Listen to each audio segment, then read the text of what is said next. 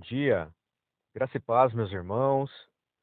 Um bom dia a todos e que Deus os abençoe grandemente. Amém? Sou o professor Ricardo e estarei com os irmãos nos próximos dias na leitura, exposição e também meditação do livro de Jó. Amém? E hoje estaremos meditando nos capítulos 1, capítulo 2, capítulo 3 e finalizando no capítulo 4, de acordo com o cronograma de leitura. O livro de Jó, amados irmãos, ao lermos este livro, obtemos informações desconhecidas pelos personagens da história. Jó, o personagem principal do livro, perdeu tudo o que tinha, embora fosse inocente. Enquanto Jó lutava para compreender o motivo de todas aquelas desgraças, tornava-se claro que ele não viria a conhecê-los. Jó, irmãos, teria de conviver com as respostas e explicações que possuía. Somente então sua fé seria completamente desenvolvida. Jó precisou viver um dia de cada vez, sem respostas completas para todas as questões do viver. Versos 1 do capítulo 1. A localização da terra de Uz é incerta. Sabemos apenas que tinha muitas pastagens e plantações. Situava-se próxima ao deserto e estava perto dos sabeus e dos caldeus, o suficiente para ser atacada. Uz é também mencionada em Jeremias, capítulo 25, versos 19 e 20. A maioria dos estudiosos, irmãos, acredita que Uz estava localizada a leste do Rio Jordão, próximo a Canaã, Israel, onde viviam os judeus, aqueles a quem primeiro Deus se revelou. Nos versos 5, não se sabe ao certo, mas Jó provavelmente viveu durante os dias dos patriarcas Abraão, Isaque e Jacó. Antes que Deus houvesse dado a sua lei por escrito e escolhido sacerdotes como líderes religiosos. Durante os dias de Jó, o pai era o líder religioso da família, por não haver sacerdote que o instruísse na lei de Deus.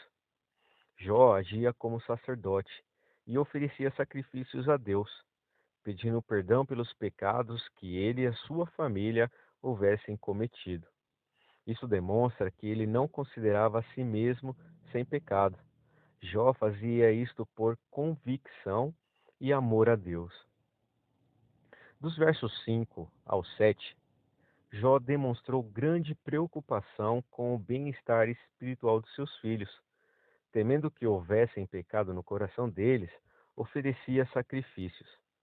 A Bíblia fala de outras reuniões celestiais, onde Deus e os anjos planejam suas atividades na terra, e onde os anjos também trabalham, como vimos em 1 Reis, capítulo 22, versos 19 a 23. Por ser o Criador de todos os anjos, tanto os que servem quanto os que se rebelaram, Deus tem completo poder e autoridade sobre eles. Satanás, originalmente um anjo de Deus, tornou-se corrupto pelo orgulho. Ele tem sido o mal desde sua rebelião contra Deus.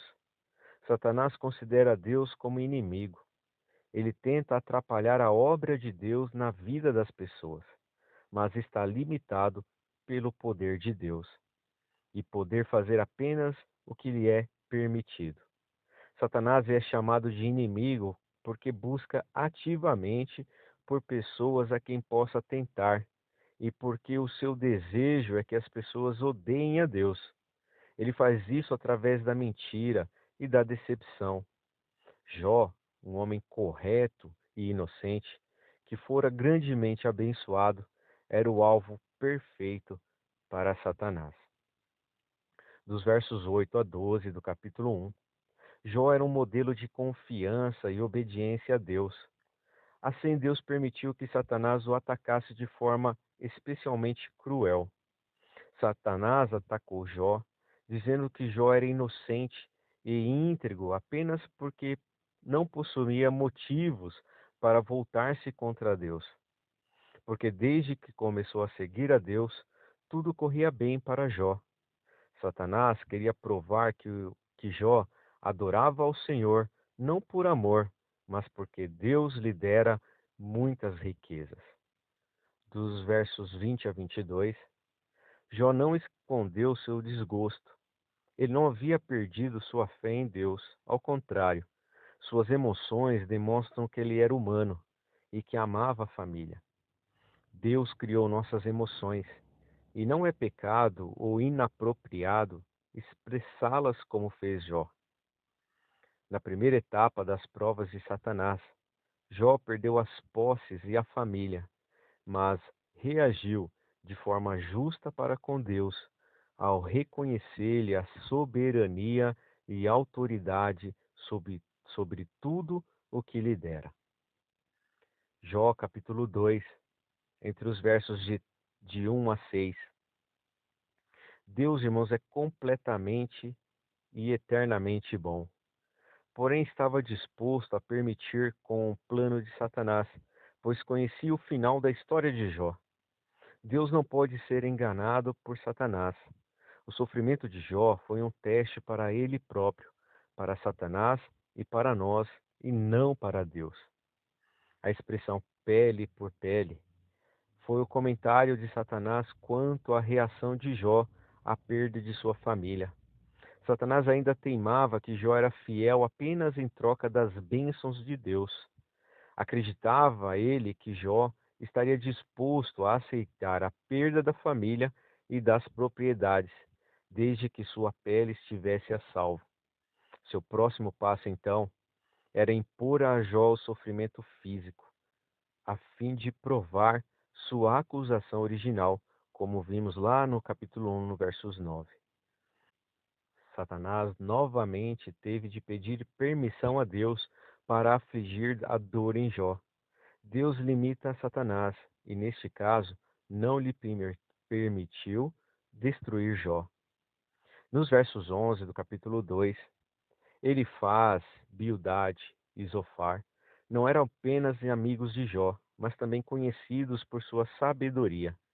Ao final, porém, sua sabedoria demonstrou-lhe limitada e incompleta.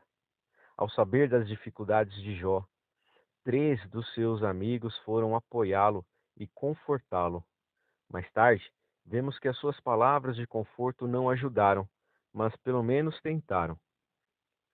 Deus os repreendeu pelo que falaram. E aí nós veremos isso mais para frente, lá quase no final, no capítulo 42, verso 7. Mas não pelo que fizeram. Esforçaram-se para ajudar alguém que estava em necessidade. Infelizmente, quando foram, fizeram um trabalho ruim. Não confortaram Jó, pois tinham orgulho dos seus próprios conselhos e estavam insensíveis às necessidades do amigo. E finalizando o capítulo 2, os amigos chegaram e se sentaram em silêncio. De acordo com a tradição judaica, a pessoa que confortava alguém em luto não deveria falar até que o enlutado o fizesse. Os amigos de Jó perceberam que a sua dor era muito profunda para ser curada com apenas e meras palavras. Assim, nada disseram. Jó capítulo 3, a partir do versículo 1. A reação de Jó a esse segundo teste, ou seja, com aflição física, contrasta em muito com a sua atitude após o primeiro teste, como vimos lá no capítulo 1. Ainda assim, Jó não amaldiçoou a Deus, mas amaldiçoou o dia de seu nascimento. Ele achava melhor nunca ter nascido a ser abandonado por Deus. Jó estava lutando emocionalmente, física e espiritualmente. Sua miséria era profunda e penetrante. Nos versos 8, nos dias de Jó, pessoas eram contratadas para amaldiçoar. Jó queria que os expertos em maldições chamassem o monstro do mar, Leviatã, para engolir o dia do seu nascimento. Jó, no versos 11, estava vivenciando extrema dor física, bem como o pesar pela perda de sua família e de suas posses. A dor de Jó o colocara na encruzilhada de sua fé, destruindo muitas concepções erradas sobre Deus, como ele enriquece as pessoas, sempre as livra, protege dos problemas e das dores a quem ama. Jó foi levado de volta às bases de sua fé em Deus. Ele possuía apenas duas opções. Primeiro, amaldiçoar a Deus e desistir. Ou segundo, poderia confiar em Deus e obter forças através dele para prosseguir. Finalizando o capítulo 3, entre os versos 23 a 26, Jó havia sido cuidadoso para não adorar aos bens materiais, mas somente a Deus. Ele foi oprimido pelas calamidades que zombavam de sua prudência e reclamou das lutas que lhe sobrevieram a despeito de sua fidelidade. Todos os princípios pelos quais ele vivera estavam desabando, e Jó começou a perder a perspectiva. As lutas e as amarguras, quer temporárias ou duradouras, não destroem o verdadeiro propósito da vida. Amém? No Jó capítulo 4, versículo 1. Elifaz alega ter recebido sabedoria secreta através de uma revelação especial de Deus e que havia aprendido muito através da experiência pessoal. Seu argumento foi que o sofrimento é resultado direto do pecado. Assim sendo, o sofrimento de Jó chegaria ao fim no momento em que o seu pecado fosse confessado. Elifaz via o sofrimento como punição divina, que deveria ser bem recebida, a fim de trazer a pessoa de volta para Deus, mas não era este o caso de Jó. Embora tenha feito muitos comentários bons e verdadeiros, Elifaz fez três deduções erradas. Primeiro, a pessoa boa e inocente nunca sofre. Os que sofrem estão sendo punidos por seus pecados passados. E terceiro, por estar sofrendo, Jó havia cometido algum erro aos olhos de Deus. E todas essas deduções estavam equivocadas.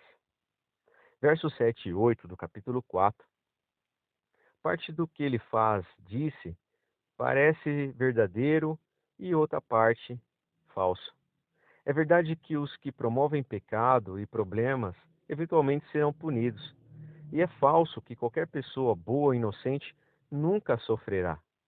Os pecados, as derrotas, os pensamentos malignos, as concepções erradas sobre Deus estão todos registrados na sua divina e inspirada palavra.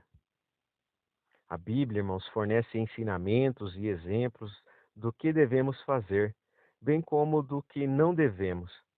Os comentários de Elifaz são um exemplo do que devemos evitar, ou seja, um falso julgamento sobre as pessoas, baseado em nossas próprias experiências. Versos 12 e 13 do capítulo 4.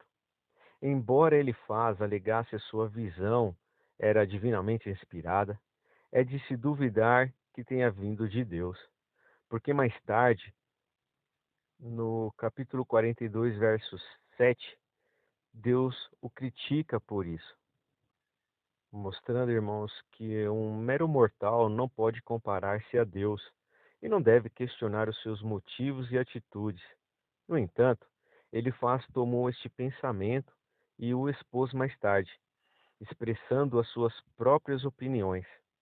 Sua conclusão revela uma compreensão superficial de Jó e também de seu sofrimento. Finalizando o capítulo 4 e também a leitura do dia de hoje, lembre-se, irmãos, de que era Elifaz quem estavam falando e não Deus. Assim sendo, precisamos ser cuidadosos ao construirmos nosso conhecimento do mundo espiritual baseados nas opiniões de Elifaz. Além disso, A palavra traduzida por imperfeição é usada apenas aqui e o seu significado não está claro. Poderíamos salvar a credibilidade de Elifaz, dizendo que ele se referia aos anjos caídos, mas a finalidade desta passagem não é ensinar sobre os anjos. Elifaz estava dizendo que os seres humanos pecadores estão muito abaixo de Deus e dos anjos. Ele estava certo sobre a grandeza de Deus, mas não compreendia os seus maiores propósitos quanto ao sofrimento. Amém? E com isso, irmãos, nós finalizamos a leitura e exposição do livro de Jó, capítulos 1, 2 e capítulo 4, de acordo com o cronograma do dia. Um forte abraço, fiquem com Deus e até amanhã.